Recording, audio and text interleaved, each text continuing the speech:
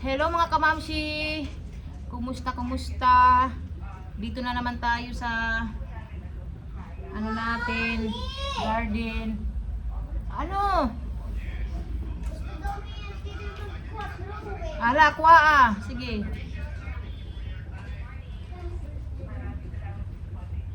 Ay, Diyos ko. Alam niyo mga kamamshi, lindol na naman. Matagal na malakas. Nasa taas pa naman ako, nasa toilet, umiihi. Habang ako umiihi, gumagalaw. Sabi ko, ano ba to? Wala. Tapos nakita ko yung wire, gumagalaw din. Sabi ko, ano? Linog. Lindol. Sumigaw ako sa taas. Sabi ko, mama, lindol. In-stop ko yung pag-ihi ko. Lumabas kami.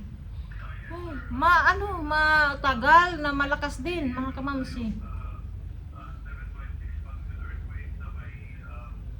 Diyos ko. Sigurado ako kuhain yan, ipapakuha yung mga bata. Si Ailey kasi hindi namin pinapasok kasi nga may ano pa siya, may sinat-sinat. Inaantay ko lang yung message sa school ng mga bata. Baka ipakuha si Jamie and Olivia kasi nga naglindol, malakas. Ito yung may mga may mga aftershocks, pero ito nung naglindol sa Cebu, ito yung pinakamalakas ulit. Grabe. Nakakatakot mga kamamsi ang ngayon sa panahon. Sunod-sunod yung lindol ba? Sa amin kasi linog ang tawag dyan.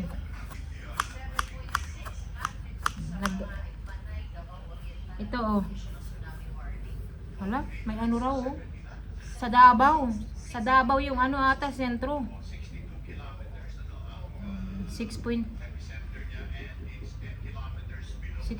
ba ang lindol?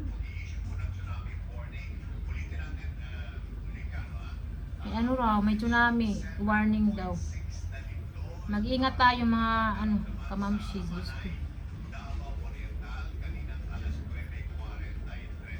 Nakakabahan pa ako eh. Nang, didila ka mo sa kob! Ahagawas! Didila ka mo!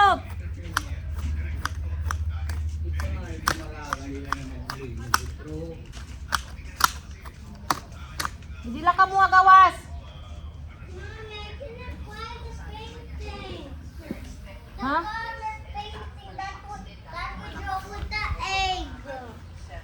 I don't know where it is. Ayan yung si Ellie at saka yung pamangking ko. Oh, ayan.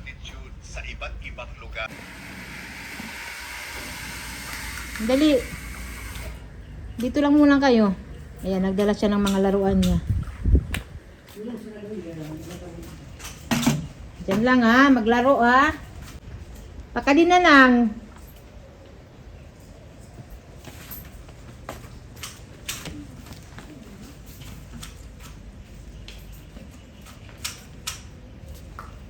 Wow. Napakahiya. Ubusan ng sabon? Bar. Ay niliglag repaman. Tapos nagmanilhig. Sabon? Oo, hindi nilalagawan. Bari maglinog na naman. Malisang. Ito lukin mo yun. Ay, kaya tarakin. Ito lukit mo yun. Magguba, tapos hindi basta masama. Wala ka lukan ulan yung dainingan. Yung mga luho na, tatamlan ko na yung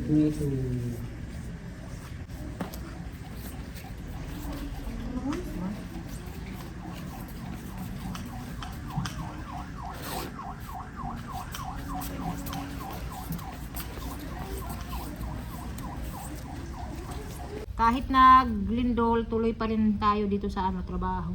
So ngayon, magtatanim ako ditong alugbate. Ito yung mga nabili ko sa palengke. Sige lang, ilipat lang. Ligid. Si Ellie nandito, tumutulong. Mamaya, pupunta ako sa hospital kasi yung bayaw ko, yung papa niya, nasa ICU pa. Hindi ko alam kung kailan yun ililipat. Nung ano pa yun, Lunes, pinasok siya sa ICU nung Lunes.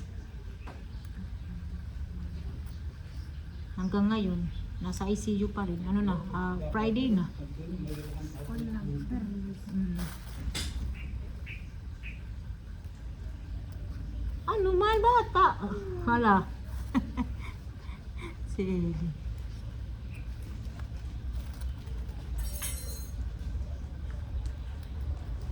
Pupunta ako sa hospital kasi magbigay ako ng pera. Ngayon lang din ako kasi makakaalis. Kasi nung mga nakaraang araw, hindi maganda yung pagramdam ko. Kaya nga hindi ako nakapag-vlog din. Si Ellie, nilagnat din. Kailangan kong alagaan. Sige, pananggalalad dahon. What's that? A mosquito. Mosquito? I want to stay inside. Mosquito will bite me. Alas, sige, you can go na. Okay. Papasok si Ellie sa loob kasi may lamok, ayaw niya ng lamok. So may ano rin ako dito, red na alugbati. Ito, itatanim ko ito.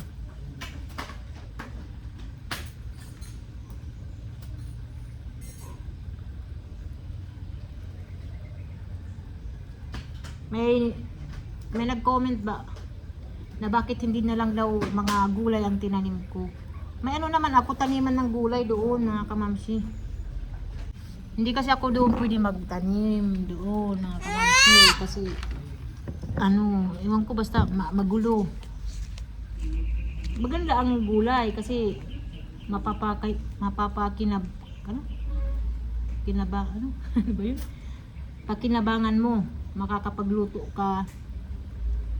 Maano lang siya, matrabaho. Talagang aalagaan mo para bumunga. Hindi ko na yan kaya.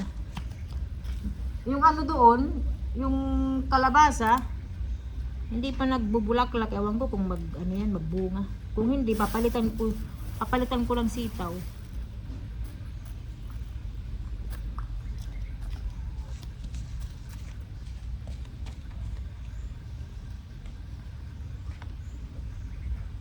Tsaka ayaw ni Daddy Marco kasi na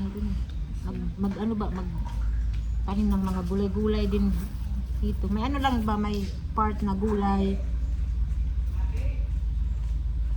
Okay lang yan, mga kamamsi, kasi desisyon naman namin yan na tanim ng halaman, ganyan.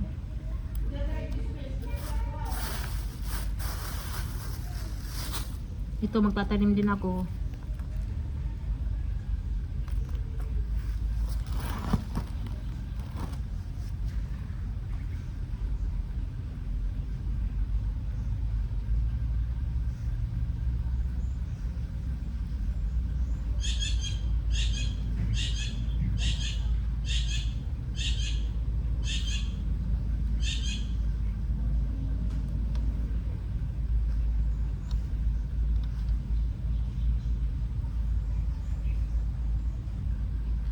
Marami kasi kaming mga ganito ba, yung sa mineral water, distilled water. Kaysa itapong ko, di ba? Oh, pwede na siyang pagtaniman.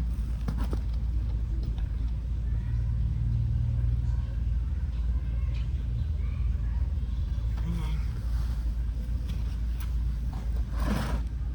Yung pamangking ko, dito lang muna siya kasi yung kapatid ko nasa hospital.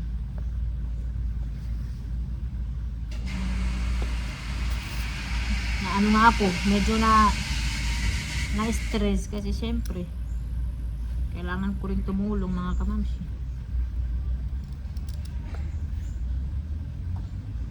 Kaya nga, ayan, gumawa ko lang paraan mamaya magbigay ako ng pera, ibayad ko doon sa hospital kasi malaki na yung ano babayaran nila.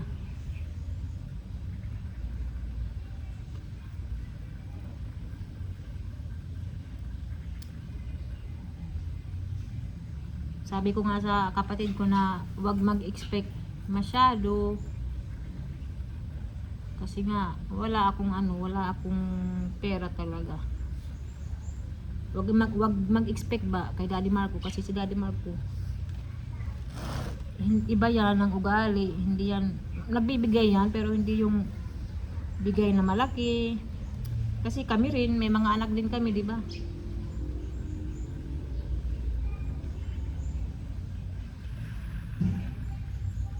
Si mama kahapon nagpunta na sa ano doon sa DSWD sa mayor doon sa Samar para humingi ng tulong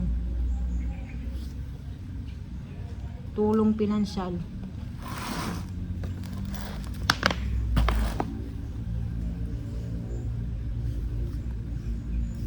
Kaya nga sinasabi ko sa mga kapatid ko na mag-ipon ng pera. Kasi wala kaming wala kaming pagkukuhanan.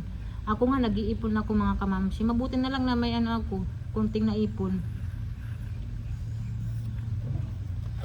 Kasi kung wala, saan ako kukuha ng pera na pang tulong? Wala naman akong trabaho, hindi naman ako pwede mag-loan. Wala namang magpapautang sa akin kasi wala naman akong trabaho. Kaya rin ako na nahihirapan talaga sa sa sitwasyon ngayon.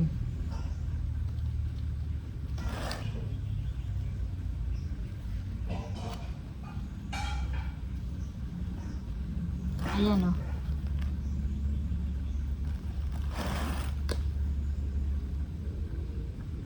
Nasa pa naman, private hospital yung bayaw ko kasi hindi tinanggap dito sa public. Hindi pumunta sila nung araw na aksidente, na kuryente yung bayaw ko, kaya lang hindi sila in-entertain agad, kaya pumunta na lang sila sa private hospital.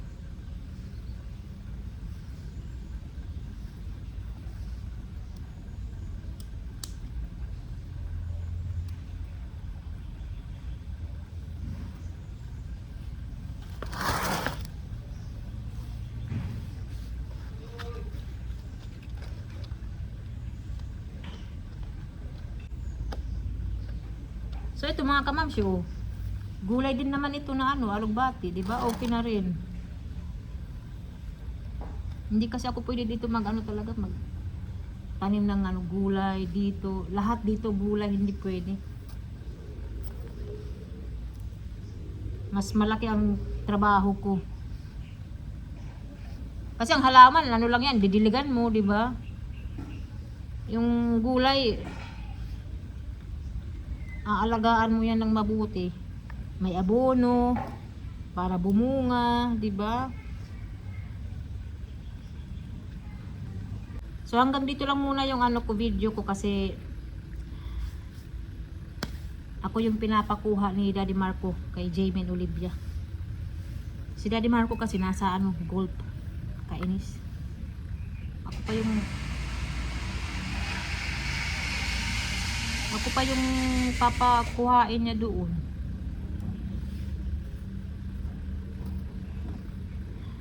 Kaya minsan naiinis ako kay Daddy Marco pag nag-golf siya. Suportado ko naman yung pag-golf niya para may din siya, di balibangan. Kaya lang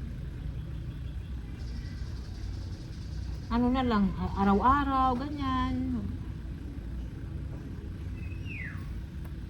Minsan wala akong katulong dito sa pag-alaga ng mga bata. Ako nga, hindi ako umaalis kasi ayaw kong iwanan yung mga bata. Ngayon ako magpunta doon sa school.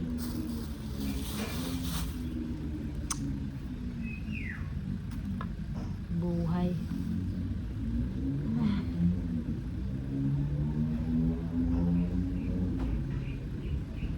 I-continue ko na lang ito mamaya. Thank you for watching. See you sa next vlog. Dito oh, ang dami ko pang tatrabahuin oh. Mamaya na lang yan. Punta muna ako sa school mga kamamsi.